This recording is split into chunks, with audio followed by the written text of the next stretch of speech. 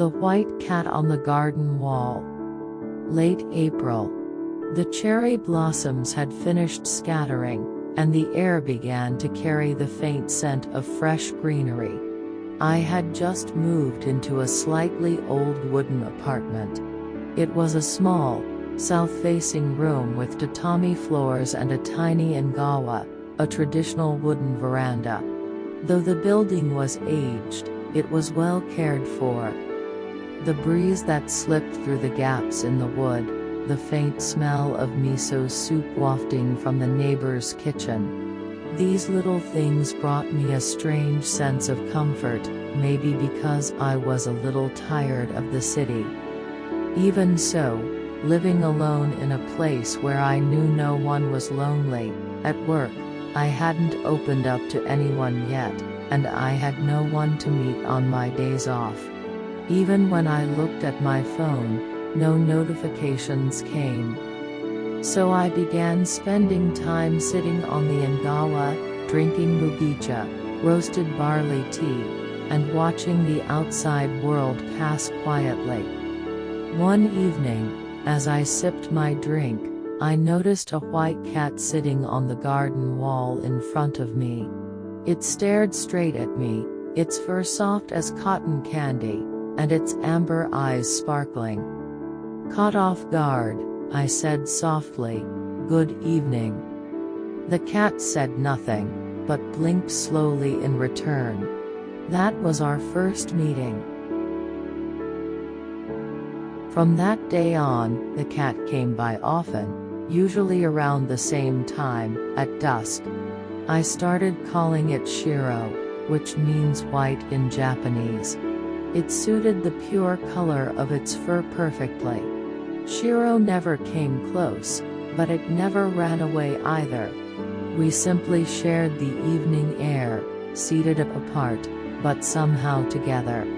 As time passed, the wind chimes, foreign, began to sound in the distance.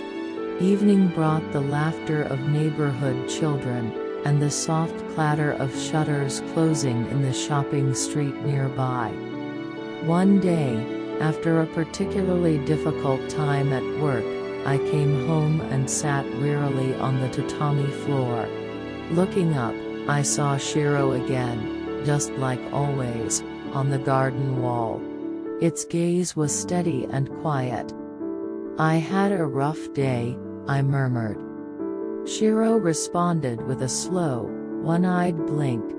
"I'd heard that was how cats say, 'I like you.'" I smiled. Just being able to say those words to someone, even if it was a cat, made me feel a little lighter inside. Time passed quietly.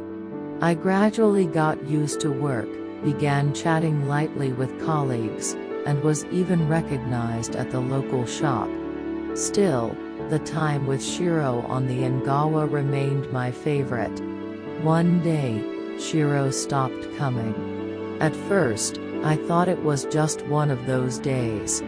But a day passed, then another, and still no sign. I began checking the window more often. The silence left behind was deeper than I expected. Then, on a breezy evening, I heard the faint sound of paws. I looked up, and there was Shiro. Slightly thinner, perhaps, but with the same calm eyes. "Welcome back," I said quietly. Shiro blinked slowly once again, curled up on the wall, rested for a while, and then stood up and disappeared into the twilight. After that, Shiro came less often. But I didn't mind. Even when not here, I could still feel the warmth it left behind. Today, I sit again on the engawa, drinking slightly warm mugicha, listening to the chime of the foreign in the wind.